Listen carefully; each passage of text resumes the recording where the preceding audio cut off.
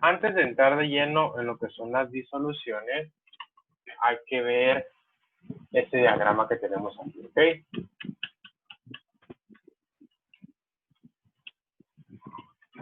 Este diagrama no sé si lo recuerden, pero lo vimos, creo que fue el primer día que nos vimos en la facultad. Ese día vimos este diagramita por encimita porque pues no nos servía mucho en ese momento, ¿ok? Nos servía para conocer qué son las sustancias, qué es la materia, ¿ok? La materia habíamos dicho que es todo aquello que se caracteriza por tener masa y ocupar un lugar en el espacio, ¿ok? Si cumple con estas dos características, es materia. Si tiene masa y ocupa un lugar en el espacio, es materia. Y pues por obvias razones, todo lo que tiene masa, pues ocupa un lugar en el espacio. Entonces, la materia se clasifica principalmente en sustancias y en mezclas, ¿okay? Las sustancias, a su vez, se clasifican en elementos y compuestos. Los elementos es la parte más sencilla, es la parte más simple de las sustancias. Los elementos es tal cual lo que encontramos en la tabla periódica, todos los elementos, hidrógeno, helio, litio, todos ellos, ¿ok? Una característica de los elementos es que son sustancias las cuales no pueden separarse en otras más sencillas mediante métodos físicos, ¿ok? No pueden separarse mediante métodos físicos ni bien mediante métodos físicos, ¿ok? ¿Por qué? Porque los elementos, pues, ¿en qué se van a separar? En sus componentes, nada más, ¿verdad? Neutrones, protones, electrones. Y a su vez, los compuestos son son sustancias, que están formadas por elementos, ¿ok? O bien por la unión de dos o más átomos, los cuales se encuentran unidos entre sí. ¿Unidos cómo? Mediante enlaces. ¿Mediante enlaces de qué tipo? De los tipos que ya hemos visto. Enlaces, por ejemplo, enlaces covalentes polares, covalentes no polares, covalentes coordinados, enlaces iónicos, enlaces metálicos, ¿ok? En cambio, los elementos se encuentran unidos entre sí, sí, pero se encuentran no unidos tal cual mediante enlaces verdaderos, sino se encuentran unidos mediante fuerzas intermoleculares. Es decir, por ejemplo, puentes de hidrógeno, fuerzas de Van der Waals, fuerzas de London. ¿Ok? Es decir, todos los átomos de los elementos, o bien las moléculas de elementos como oxígeno, hidrógeno, nitrógeno, todos los gases, que ya ven que son moléculas diatómicas, por ejemplo, el oxígeno que tenemos aquí. Entonces, todas ellas se encuentran unidas mediante fuerzas intermoleculares. En cambio, los compuestos, sus átomos se encuentran unidos mediante enlaces verdaderos. Las sustancias poseen una composición definida y propiedades distintivas. ¿Eso qué significa? Que las sustancias son únicas, son específicas, o sea, tienen una composición específica. Y eso, además, les confiere propiedades distintivas, es decir, dos sustancias no van a tener las mismas propiedades, ni la misma composición. Ejemplos de sustancias, tenemos sustancias que son compuestos, por ejemplo, agua y amoníaco, sustancias que son elementos, por ejemplo, el oro, o bien sustancias que son moléculas, por ejemplo, el oxígeno, que no deja de ser un elemento, pero en forma molecular. ¿Okay? Pero toda esta parte de sustancias no nos sirve ahorita, no necesitamos ahorita, ¿ok? Nosotros nos vamos a centrar en lo que son las mezclas, ¿ok? Las mezclas básicamente son la combinación de dos o más sustancias, donde se conservan las propiedades distintivas de cada una de ellas. Es decir, si nosotros combinamos dos o más sustancias, tenemos una mezcla, por definición, una mezcla. Una mezcla que bien puede ser homogénea o bien puede ser heterogénea. ¿Okay? Ejemplos de mezcla, pues básicamente cualquier cosa que sea una combinación de dos o más sustancias, que es básicamente todo, es una mezcla. ¿Ok? Por ejemplo, el aire que respiramos es una mezcla de gases como el hidrógeno, el nitrógeno, el oxígeno, gases nobles como el argón, o también gases de efecto invernadero como dióxido de carbono, monóxido de carbono, los óxidos de azufre, los óxidos de nitrógeno. Bebidas, las bebidas también son mezclas, los refrescos, no sabemos mezcla de qué es cerámico, que sabemos que es agua carbonatada y azúcar. Agua carbonatada es básicamente agua con mucho dióxido de carbono. El cemento también es una mezcla. ¿Por qué? Porque es la unión de dos, es la combinación de dos o más sustancias. Sustancias como cuáles, varios minerales, por ejemplo, los de calcio, los sulfatos de calcio. ¿Okay? Pero bueno, entonces, las mezclas pueden ser homogéneas y heterogéneas. ¿Qué significa que es homogéneo y heterogéneo? Eso lo hemos venido viendo desde el kinder, básicamente, ¿verdad? Nos han dicho, si sus partes se ven, es heterogénea. Si sus partes no se ven, es homogénea. Y pues no pueden estar más equivocados, porque pues eso no es la definición de una mezcla homogénea y una mezcla heterogénea. Para fines prácticos, pues la podemos entender así, pero no, sino que una mezcla homogénea es una mezcla uniforme. ¿Okay? Uniforme no significa que no se distingan sus componentes, sino que si nosotros tomamos una porción de esa mezcla de cualquier parte, va a tener exactamente las mismas características. Por ejemplo, si nosotros tomamos una porción de, vamos a suponer este vaso que tenemos aquí. Este vaso tiene agua con azúcar, ¿ok? Si nosotros tomamos una porción de agua con azúcar de esta parte del fondo del vaso, va a tener una cierta concentración de agua con azúcar. Pero si nosotros tomamos una porción de esta parte del medio del vaso, va a tener la misma cantidad de agua con azúcar, la misma concentración. Y si nosotros lo tomamos de acá de arriba, debe de tener exactamente la misma concentración de agua con azúcar. Si esto no se cumple, esto no es una mezcla homogénea. ¿Okay? Una mezcla homogénea entonces es toda mezcla en la que tomando cualquier porción de la sustancia tenga las mismas características, las mismas propiedades. En este caso nos estamos fijando solo en concentración de azúcar, pero puede ser cualquier característica, por ejemplo, densidad. ¿Okay? Ok, entonces, eso es una mezcla homogénea. ¿Y qué es una mezcla heterogénea? Una mezcla heterogénea es una mezcla no uniforme. Es decir, si nosotros tomamos una porción de cualquier parte del recipiente donde se encuentra esta mezcla, las características no van a ser las mismas. ¿Okay? No es tanto que se distingan sus componentes o no se distingan. ¿Okay? Por ejemplo, tenemos esta mezcla agua con aceite, la más común. Si nosotros tomamos una porción de esta zona del vaso, de agua con esta zona del vaso, va a tener una cierta concentración de agua con aceite. Pero si nosotros tomamos de aquí, del medio, va a tener otra muy distinta. Y si la tomamos de acá de arriba, tendrá otra más distinta todavía. Esto es la definición de una mezcla homogénea, de una mezcla de una mezcla heterogénea, perdón. ¿Okay? Una mezcla donde nosotros tomemos una porción, va a tener características distintas. Entonces, eso es mezcla homogénea, eso es mezcla heterogénea. Claro, para fines prácticos vamos a decir, no, pues que se distinguen sus componentes, que no se distingan. Es válido también, pero no es la definición correcta, ¿ok? Entonces, mezcla. ¿Qué es una mezcla? Una mezcla las mezclas básicamente son sistemas formados por la unión o la combinación de dos o más sustancias puras, ¿ok? Si nosotros combinamos dos o más sustancias, ya tenemos una mezcla. ¿Okay? Una mezcla no necesariamente es una unión solamente de dos sustancias, sino que 3, 4, 5, 10, 20, las que querramos combinar. Las características más importantes de las mezclas es que en ellas no ocurren reacciones químicas entre los componentes. Es decir, si nosotros mezclamos por ejemplo, si nosotros mezclamos dos sustancias, no debe de existir una reacción química entre esas dos sustancias. Si existe una reacción entre estas dos sustancias, ya no se puede considerar una mezcla. ¿Okay? Otra característica es que cada uno de los componentes mantiene su identidad y propiedades químicas. Esta característica va muy ligada a la primera. ¿Por qué? Porque cuando nosotros combinamos dos o más sustancias, ellas no deben de reaccionar entre sí. Si no reaccionan entre sí, entonces deben de mantener su identidad, no se van a convertir en otra cosa. Si nosotros mezclamos agua con azúcar, por ejemplo, el agua con azúcar siempre será agua y azúcar.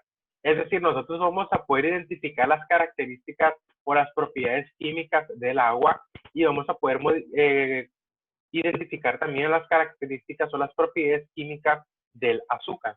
Obviamente ya no lo vamos a visualizar como agua pura y azúcar pura, sino que va a ser una mezcla, pero no se van a combinar entre sí, ¿ok? Solamente una va a disolver a la otra, se va a formar una mezcla homogénea en el mejor de los casos y listo. Otra característica muy importante de las mezclas es que sus componentes sí se pueden separar por métodos físicos, ¿ok? Sus componentes sí se pueden separar por métodos físicos. Cuando no tenemos una mezcla, sus componentes solamente van a poder separarse por métodos químicos. Pero en las mezclas sí se pueden separar por métodos físicos. Métodos físicos tales como destilación, filtración, flotación, entre otros, ¿ok? Ahorita los vamos a ver. Y otra característica de las mezclas es que aun cuando no existen cambios químicos, algunas propiedades físicas de una mezcla, por ejemplo, punto de fusión, pueden diferir respecto a las de sus componentes. Esta característica es muy utilizada, es muy aprovechada en la vida diaria. ¿Por qué? Primero, ¿qué nos dice esta característica? Esta característica nos dice que es verdad, en las mezclas no ocurren reacciones entre sus componentes. Es verdad, en las mezclas sus componentes mantienen su identidad, es decir, no se convierten en otra cosa. También es cierto que mantienen sus propiedades químicas, ¿ok? Es decir, si el componente es polar, va a seguir siendo polar. Si el componente es no polar, va a seguir siendo no polar. Esas son propiedades químicas, ¿ok? Pero, ¿qué sí sucede? Que algunas propiedades físicas se van a modificar, ¿ok? Por ejemplo, propiedades físicas que se modifican, punto de fusión, también punto de ebullición, también presión de vapor, ¿ok? Todas esas propiedades físicas pueden diferir. ¿Y porque esta característica es muy utilizada? Ejemplo clarísimo, los anticongelantes, ¿ok? Nosotros colocamos un anticongelante en los vehículos, ¿verdad? Para evitar que pues, en tiempos feos se congele, ¿verdad? Entonces, ¿por qué? ¿Por qué hace eso el anticongelante? Bueno, el anticongelante básicamente es etilenglicol, ¿okay? Un componente que se mezcla con agua, ¿okay? Y se obtiene el anticongelante. Cuando nosotros colocamos el etilenglicol al agua, el agua tiene un punto de fusión, en este caso, aquí me habla punto de fusión. El agua tiene un punto de fusión de 0 grados, ¿verdad? Es decir, a los 0 grados Celsius, el agua se congela. Entonces, si nosotros le colocamos etilenglicol al agua, el agua ya no se va a congelar a 0 grados Celsius, sino que esa temperatura va a disminuir. Exactamente el dato no lo sé, pero vamos a suponer que ahora el agua no se congela a 0 Celsius, sino que se congela a menos 10 Celsius. ¿Ok? Eso es lo que hacen en algunas mezclas. ¿Ok? Algunos componentes, eso es lo que ocasionan. Cambian algunas propiedades físicas de la mezcla. En este caso tenemos agua, por ejemplo, o con el anticongelante, su punto de fusión va a cambiar. ¿Okay? Otro caso muy particular, agua, por ejemplo, agua con azúcar. Si nosotros tenemos agua pura, el agua pura al nivel del mar y a temperatura ambiente hierve a los 100 grados Celsius. Es decir, su punto de ebullición es 100 grados Celsius. ¿Okay? Si nosotros tenemos una mezcla, por ejemplo, agua con azúcar o bien agua con sal, estamos a la misma altitud a nivel del mar, estamos a la misma temperatura ambiente. Temperatura ambiente son 25 Celsius o 298 Kelvin. Entonces, el agua ya no va a hervir a los 100 Celsius, ¿ok? Sino que, por ejemplo, va a hervir, no sé, a los 110. ¿Okay? Eso también ocasiona que coloquemos otra sustancia a una sustancia así que tengamos una mezcla. Va a modificar un poco las propiedades físicas. Nunca las propiedades químicas, son las propiedades físicas. ¿Okay? Entonces, básicamente es eso. Entonces, las mezclas cuando tenemos homogéneas y heterogéneas, ya lo sabemos, ¿ok? Aquí lo que... Me hubiera encargado un jugo. Esa es la definición. Me hubiera encargado un jugo. Que siempre nos han dado, ¿verdad? La definición que nos dice que los componentes no se distinguen a simple vista. Y en las mezclas heterogéneas que los componentes sí se distinguen a simple vista, ¿verdad? Y otra forma de verlo es que en una mezcla homogénea solo hay una fase. En las mezclas heterogéneas hay más de una fase. ¿Qué significa fases? Son estos, por ejemplo. tenemos esta mezcla, agua con azúcar. Todo el agua con azúcar se ve exactamente igual, ¿verdad? Todo se ve como si fuese agua. Es decir, todo es una fase acuosa. En cambio, aquí tenemos agua con aceite. Aquí tenemos dos fases presentes. Una fase acuosa, que es la parte del agua, y una fase de aceite o una fase oleosa, que es la parte donde está el aceite. Esas son dos fases, ¿ok? Cuando nosotros necesitamos agua con aceite, vemos que se forma una capa arriba, ¿verdad? Esa es otra fase. Esas son las fases. ¿Ok? Entonces, además de que ya sabemos que es una mezcla, tenemos que saber que hay tipos de mezcla, ¿ok? Hay diferentes tipos de mezcla. Por ejemplo, tenemos lo que son las suspensiones. ¿Okay? Las suspensiones. Las suspensiones básicamente son mezclas heterogéneas que están formadas por un sólido que se encuentra en polvo, un polvo muy fino, o bien en pequeñas partículas que son no solubles y que se encuentran dispersas en un medio líquido. ¿Okay? Ahora se los traduzco esto. Una suspensión básicamente es cuando nosotros tenemos, por ejemplo, tenemos un vaso de agua, le colocamos un puño de tierra. Sí vemos que cierta cantidad de tierra se va al fondo, ¿verdad?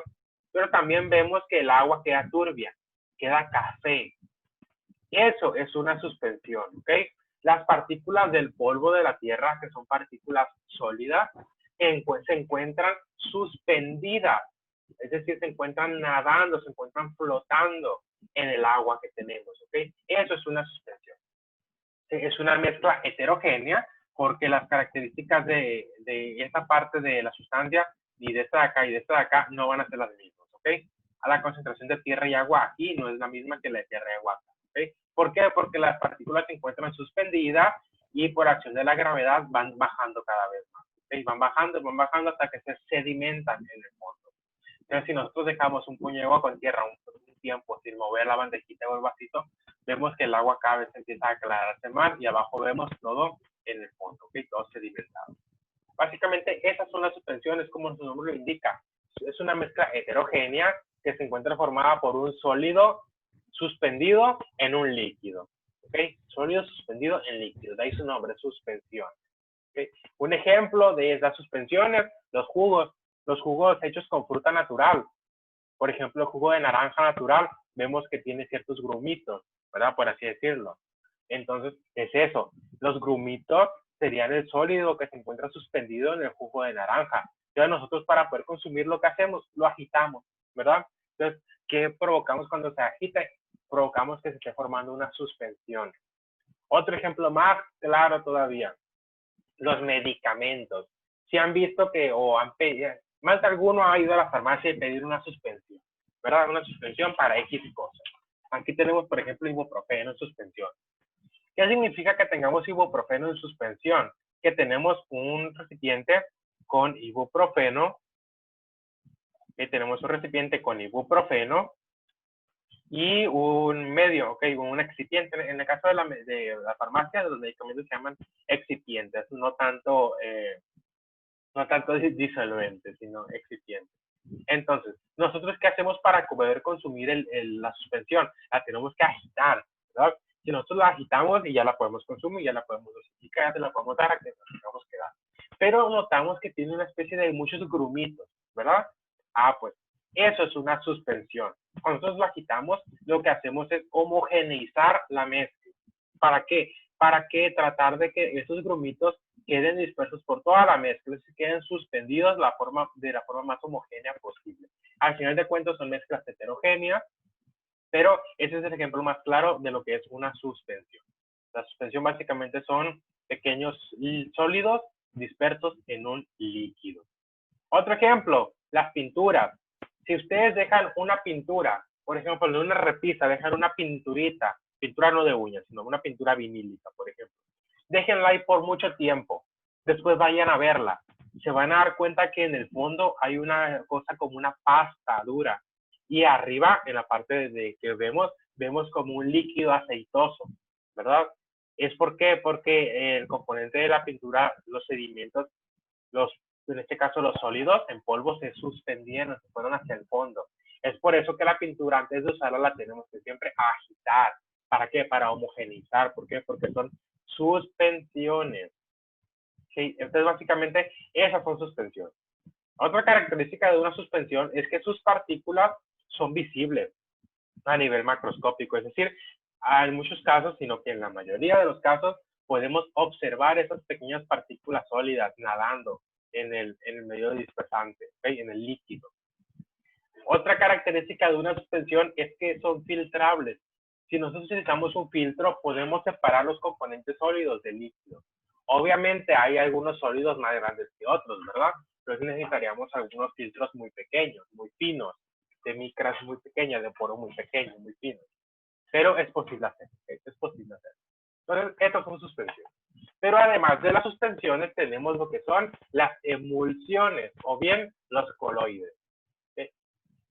Los coloides o las emulsiones es lo mismo. Coloide y emulsión es básicamente lo mismo. Puede que en algunos lugares se informen como diferente, pero para fines prácticos es lo mismo. Es la misma definición. Los coloides o las emulsiones, voy a llamar emulsión, me gusta más emulsión. Las emulsiones básicamente son, bueno, vamos a diferenciarlo de las suspensiones, ¿ok? En una emulsión es una dispersión de partículas de una sustancia en un medio dispersor formada por otra sustancia. Hasta aquí es exactamente lo mismo que en una suspensión, ¿verdad? Es una partícula dispersa en un medio dispersante.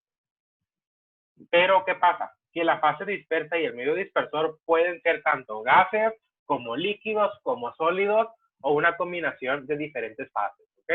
Es decir, en este caso, en las suspensiones que teníamos exclusivamente un sólido, o sea, un sólido en polvo o bien en pequeñas partículas, pero a final de cuentas era un sólido disperso en un líquido, ¿verdad? Es decir, un sólido disperso en un líquido, en una suspensión. En una emulsión o un coloide no es así. Aquí podemos tener gases dispersos en líquidos, líquidos dispersos en líquidos, o líquidos dispersos en sólidos, o sólidos dispersos en líquidos, ¿ok? Esa es la característica de una emulsión o de un coloide, que no se limita a ser un sólido disperso en un líquido, sino que puede ser todo lo demás. Entonces lo podemos encontrar como que, por un lado tenemos las suspensiones, que son sólidos dispersos en líquidos, por otro lado tenemos todo lo demás, que todo entra en un coloide o bien en una emulsión. ¿Okay? Y al igual, la fase dispersa está siempre en menor proporción. ¿Okay? A diferencia de las suspensiones, que en una suspensión, en algunas situaciones, el sólido se encuentra o sea, el sólido, que es la fase dispersa, se encuentra en mayor cantidad que la fase dispersante, que es el medio líquido. Ejemplos de coloides: la gelatina, ¿sí? La gelatina, pues antes de solidificarse, obviamente, es que es básicamente un líquido, que lo podemos visualizar como un líquido porque tiene agua. Es un líquido y en ella hay partículas de colágeno, ¿verdad? Porque al final de cuentas la gelatina es eso, es colágeno. Colágeno de, pues, quién sabe dónde lo sacarán, dicen que de los huesos de los animales muertos. A ver, nunca he visto cómo hace gelatina. Pero bueno, entonces, eso es una emulsión, la gelatina es un coloide. Otro ejemplo claro de los coloides o de las emulsiones, la leche. ¿Okay? La leche es agua y tiene dispersa muchas proteínas de la vaca, ¿okay? Muchas proteínas animales. ¿Okay? Eso es una emulsión también. Otro ejemplo más sencillo, la neblina, ¿okay? La niebla. La niebla, a diferencia de, por ejemplo, aquí que es un líquido en el que se encuentran dispersas proteínas, y acá también un líquido en el que se encuentran dispersas proteínas, carbohidratos y todo lo demás, la neblina es un líquido disperso en un gas, ¿ok? O un líquido disperso más bien en un vapor. Por ejemplo, ¿por qué? Porque la neblina básicamente son pequeñas, son diminutas gotas de agua dispersas en vapor de agua. ¿Ok? Es eso. Las nubes básicamente son eso, son gotas de agua dispersas en vapor de agua. Entonces, la neblina o las nubes son emulsiones, son coloides. Otro ejemplo de coloides, la mayonesa. ¿Okay? La mayonesa es un coloide también, es una emulsión. Es aceite disperso en agua. ¿Okay? En este caso, en la de la mayonesa, tenemos aceite disperso en agua. Otro ejemplo, el yogur. El yogur, casi al igual que la leche, también es una emulsión, es un coloide. ¿Okay? Y básicamente esos son los coloides. Entonces tenemos tipos de mezclas, las suspensiones, tenemos las emulsiones o bien los coloides, y por otro lado tenemos las disoluciones, ¿okay? Que es lo que nos interesa ahorita, las disoluciones. Suspensiones y coloides no tanto nos importan mucho, ¿okay? Disoluciones sí es lo importante. Una disolución, a diferencia de un coloide y a diferencia de una suspensión, es que estas son mezclas homogéneas, ¿okay? Tanto las emulsiones como las suspensiones como los coloides son mezclas heterogéneas. Es decir, si nosotros tomamos una parte de esta gelatina de aquí de abajo y de acá de arriba, no va a tener las mismas características. En cambio, una disolución sí. Si nosotros tomamos una parte de aquí y una parte de acá, va a tener exactamente las mismas características. Esa es la característica de una mezcla homogénea. Entonces, las disoluciones son mezclas homogéneas que se encuentran formadas por uno o más solutos distribuidos en un disolvente. Donde el soluto es la sustancia disuelta, el disolvente es la sustancia que produce la disolución. ¿Okay? Entonces, de forma sencilla, una disolución es una mezcla homogénea compuesta por un soluto y un disolvente. ¿Okay? Soluto más disolvente es igual a disolución. Así de sencillo, esta es la definición de disolución. Mezcla homogénea formada por un soluto y un disolvente. Donde el soluto puede ser solamente uno o pueden ser varios. El disolvente solamente puede ser uno. El soluto es el que se encuentra en menor cantidad, aquí lo tenemos, es el que se encuentra en menor proporción y es el que va a determinar la concentración de una disolución. Entonces, ¿eso qué significa? Que cuando nosotros queremos encontrar, calcular, determinar concentraciones, que es a lo que vamos con esta parte de disoluciones, determinar concentraciones, nos vamos a basar siempre en la concentración del soluto. El soluto es lo que nos define la concentración de la disolución. Por otro lado tenemos al disolvente. El disolvente es el que se encuentra en mayor proporción y es el que va a disolver al soluto. ¿Okay? El disolvente por excelencia es el agua. ¿Okay? Siempre, la mayoría de las disoluciones se hacen en agua. ¿Por qué? Porque es una molécula polar y no muy grande, no muy compleja. Y además lo encontramos en todas partes y es barato. ¿Ok? Entonces el agua es el principal disolvente. Ejemplo de una disolución, por ejemplo, un café. Queremos hacer un café. Si nosotros queremos hacer un cafecito, entonces, ¿quién va a ser el soluto? Pues va a ser el café soluble, ¿verdad? Para el café soluble, pues el café soluble. ¿Quién va a ser el disolvente? Va a ser el agua. Entonces nosotros vamos a colocar café en agua, lo vamos a disolver y vamos a tener una disolución. Y así de sencillo.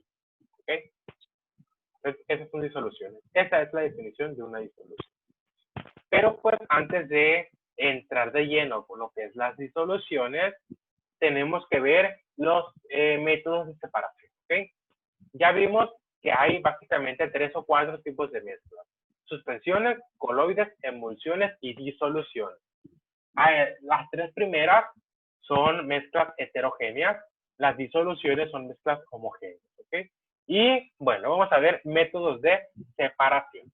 Eso pues ya lo saben ustedes, aquí nos vamos a ir un poquito rápido. Métodos de separación, hay varios, ¿ok? Todos son métodos de separación físicos. Métodos de separación, el más sencillo, evaporación.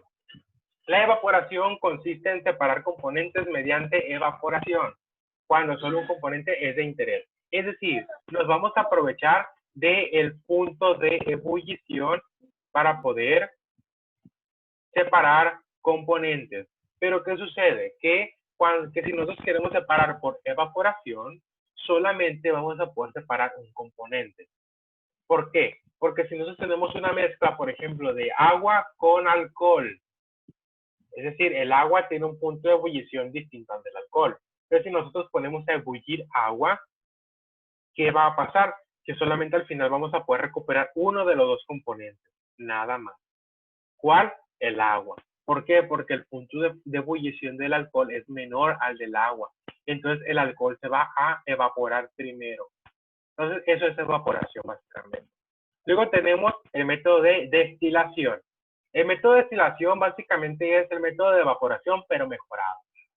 Cuando nosotros queremos obtener solo un componente, utilizamos evaporación.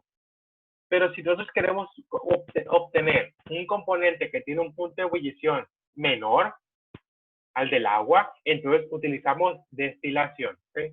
Destilación consiste básicamente en separar mediante evaporación y condensación los diferentes componentes de una mezcla, aprovechando los diferentes puntos de ebullición. En el método de evaporación, si nosotros tuviéramos agua con alcohol, queremos obtener el alcohol, no lo podemos lograr. ¿Por qué? Porque el punto de ebullición del alcohol es menor al del agua. Entonces, si nosotros ponemos a evaporar agua, el alcohol se va a evaporar primero y no lo vamos a poder obtener.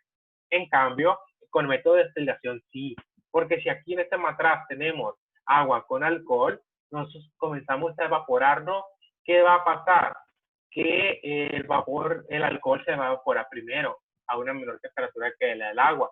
Entonces el vapor de alcohol se va a ir, va a subir y luego va a bajar por aquí, va a salir por esta abertura que tienen los matrazos de destilación, va a entrar en esta cosita que está aquí. Esto que está aquí se conoce como un condensador, ¿ok? Este condensador regularmente es de cristal. Los condensadores tienen un tubo en el medio, un tubo en el centro y alrededor están cubiertos por un tubo más grande hueco, ¿ok? Ese tubo más grande hueco regularmente tiene una especie de espiral y tiene dos salidas, bueno, una entrada y una salida. Nosotros colocamos una manguera de agua aquí abajo y colocamos una manguera de salida aquí arriba.